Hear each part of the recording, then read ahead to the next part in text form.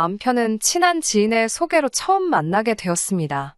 직업도 안정적이고 이름 있는 회사 다니고 있고 나이 차도 크게 나지 않았지만 무엇보다 가장 좋았던 건 대화가 참 잘 통하는 사람이라서였어요.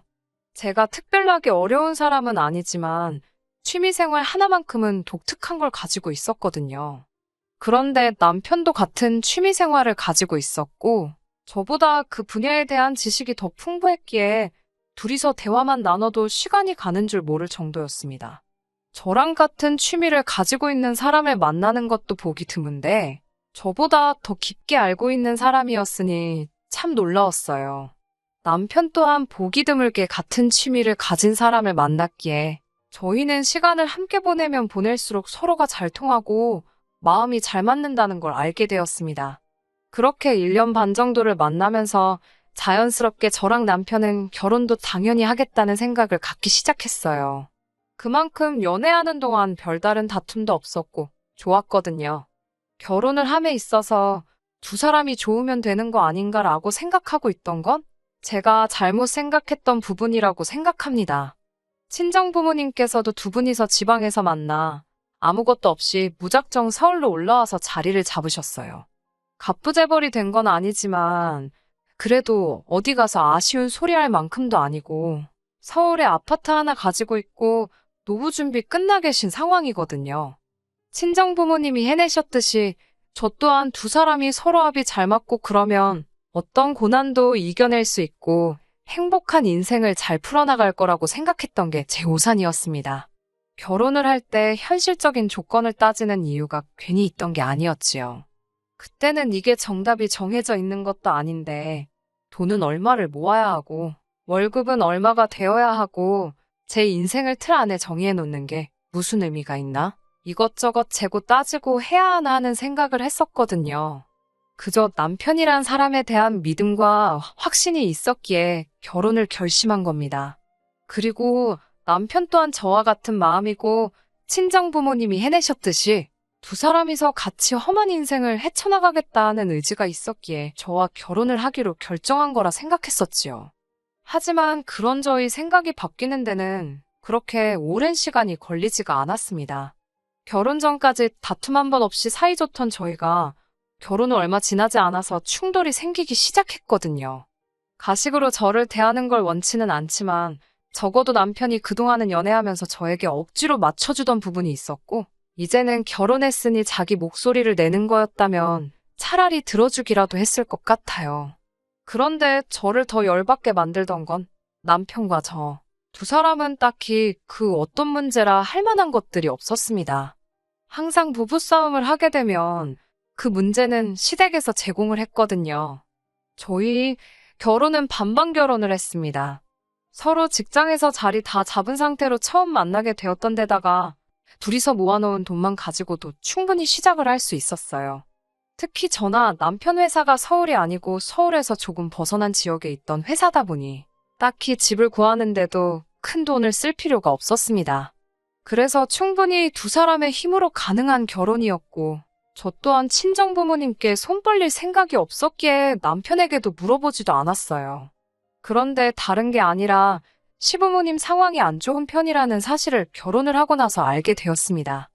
친정처럼 노후 준비가 끝나 있던 상황이 아니었거든요. 그거에 더불어 남편 위로 형이 한 명, 누나가 한 명 있는데 두 사람 다 어떤 결혼 생활을 했는지 모르지만 두 사람 다 이혼을 한 상태였어요. 그래서 시부모님 댁에서 얹혀 살고 있던 상황이었지요. 이 사실 또한 결혼 전에는 알지 못했습니다. 결혼하고 나서 신혼여행 다녀온 후 인사드리러 간 날에 방에서 나오는 아주버님과 신우를 보고 그제서야 알게 되었던 사실이지요. 그 사실을 알았던 당시에도 남편에게는 이 사실을 말하지 않은 이유에 대해서 크게 따져 묻지는 않았습니다. 이러한 사실들이 저희 결혼 생활에 영향을 주겠다는 생각은 하지 않았기 때문이에요. 시부모님 노후 준비에 대한 부분이야 저희가 당장 어떻게 할 수 있던 상황도 아니고 이러나 저러나 남편 형제들이 아주버님과 신우에서 3남매였기 때문에 나중에 가서 연금 생활 하시고 모자란 부분에 대해서는 3남매끼리 나눠서 할 수 있는 부분이기도 했으니 말이지요. 그렇게 희망적이게 해결될 일이었다면 여기에 사연도 보내지 않았을 겁니다. 남편과 제가 신혼집을 구한 곳이 두 사람의 직장 근처이기도 하지만 시부모님 댁에서도 가까운 편이었어요. 저는 원래 결혼 전에는 서울에서 출퇴근을 했지만 오히려 자차가 있으면 이쪽에서 출퇴근하는 게 더 가까웠던 이유도 있고 굳이 없는 형편에 대출까지 껴가며 서울에 집 구하는 게 능사는 아니라고 생각해서 신혼집 위치에 대해서는 전혀 불만이 없었습니다. 거기에 이쪽 지역이 큰 회사가 이래저래 많이 있는 지역이라서 주변에 필요한 것도 다 있고 불편한 게 따로 없는 지역이거든요. 그런데 신혼생활 시작하고 얼마 지나지 않아서부터 식가족들이 난데없이 저희 집에 들이닥치는 경우가 종종 생겼습니다. 첫 번째 시작은 신우였어요.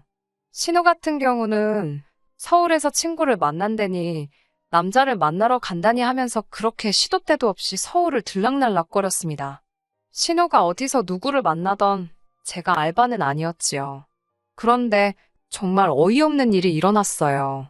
한참 새벽 시간인데 난데없는 초인종 소리에 잠에서 깨버렸습니다. 누군가 하고 나가보니 술에 아주 곤죽이 된 신우가 문 앞에 서 있더군요. 왜 살고 있는 집 내버려두고 여기로 왔나 싶었어요.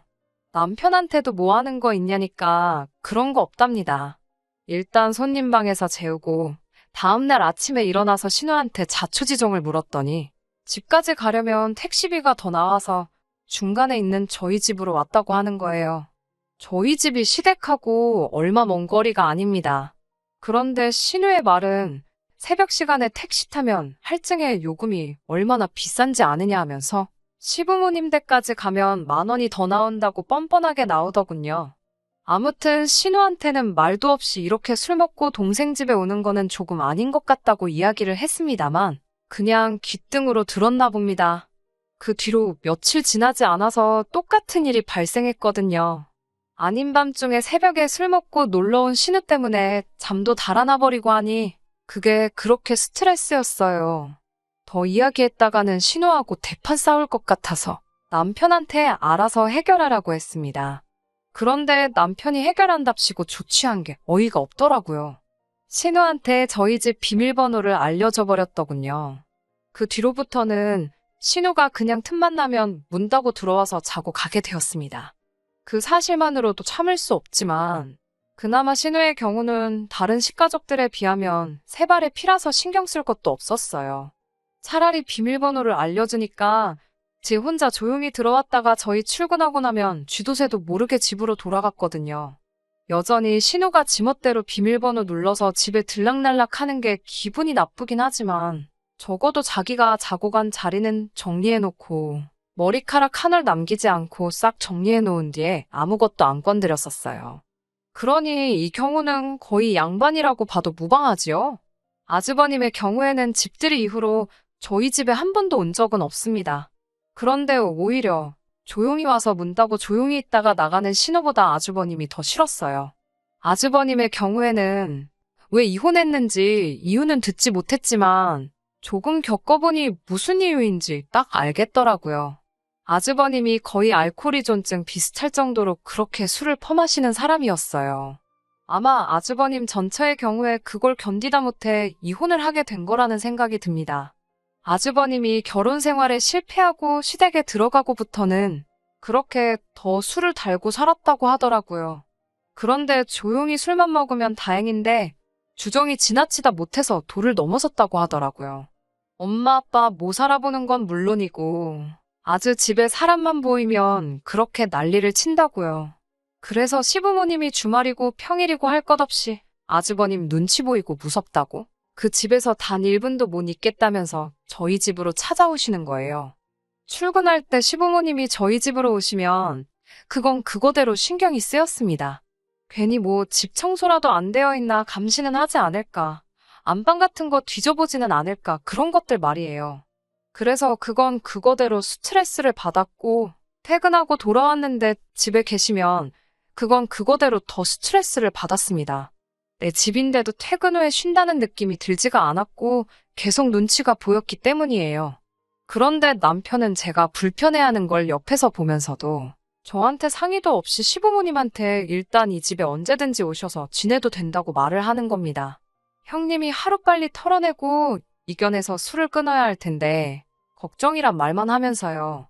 아무리 시부모님과 아주버님 상황을 알고 있다고 해도 특히나 이제 막 결혼한 제 입장에서는 시부모님이 어렵고 불편할 수밖에 없잖아요.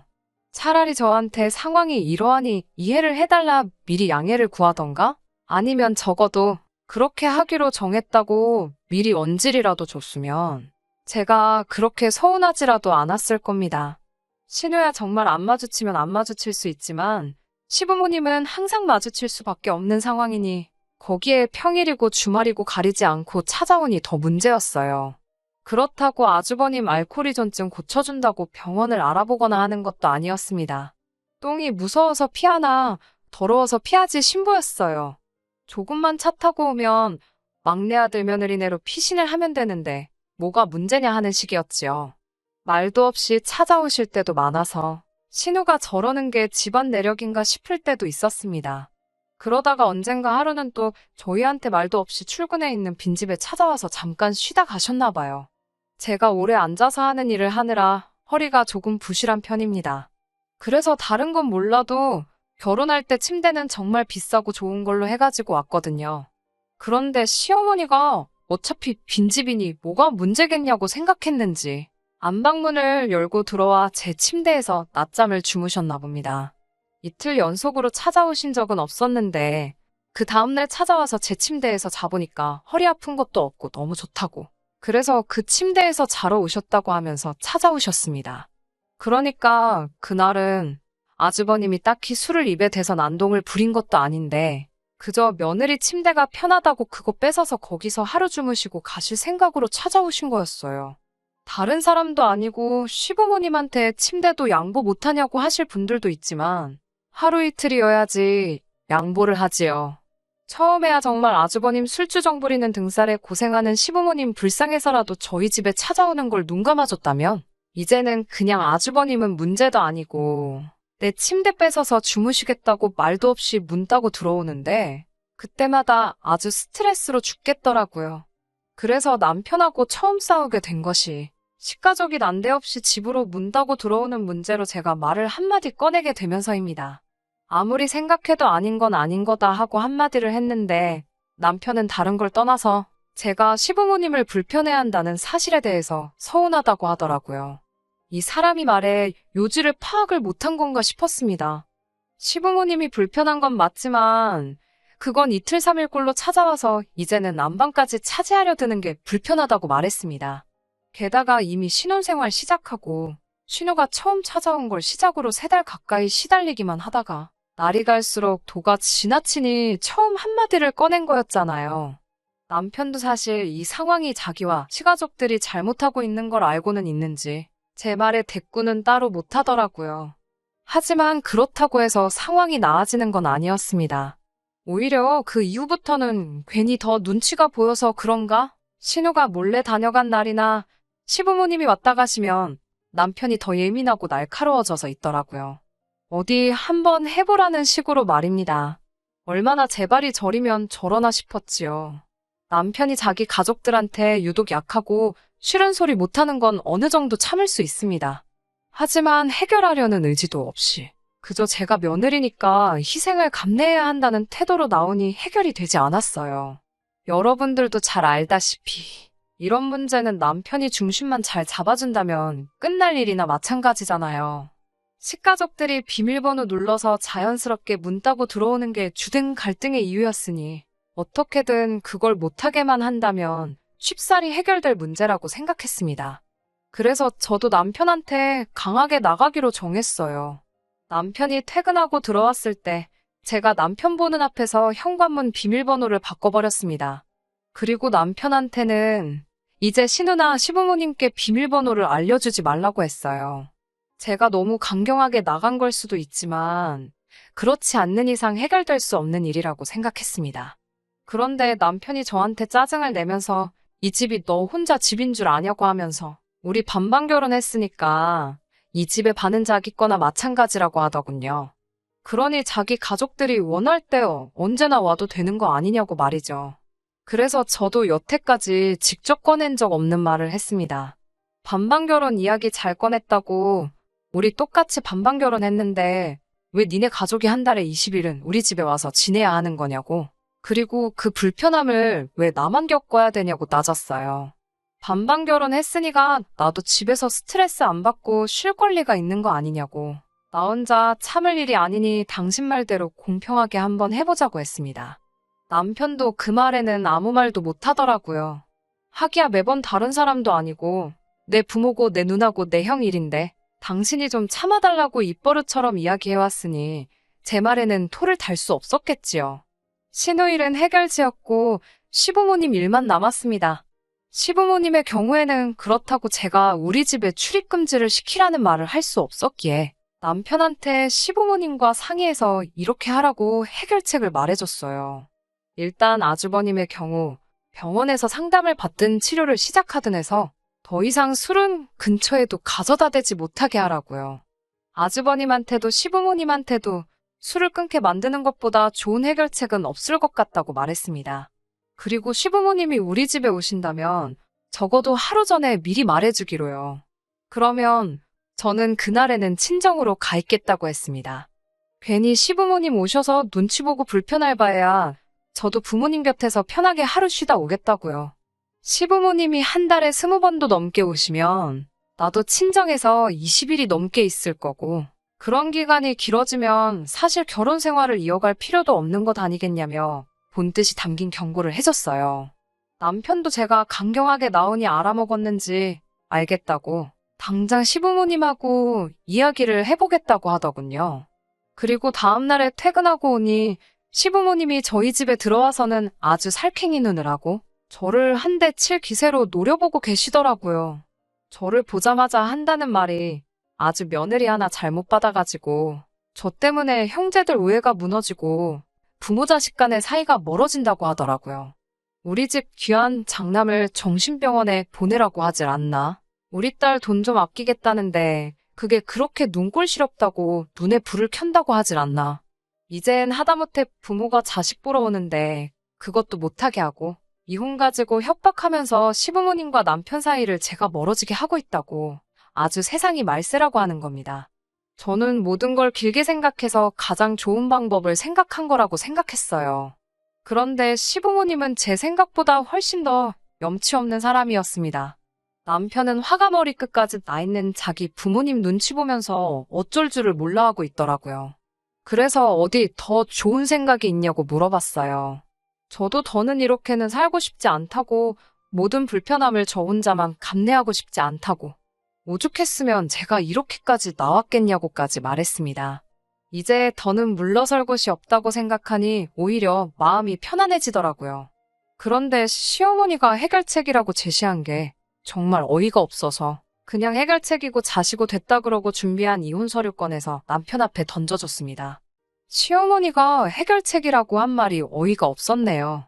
자기들이 이 집에 와서 지내는 게 그렇게 억울하고 불공평하면 너도 니네 부모 이 집에 와서 지내게 하라고 하면 되는 거 아니냐입니다. 아주버님도 새장가 가게 되면 술이고 뭐고 다 끊고 정신 차릴 거 아니겠냐고. 이참에 당신들은 짐 싸들고 와서 아예 우리 집으로 합가를 하겠다더군요.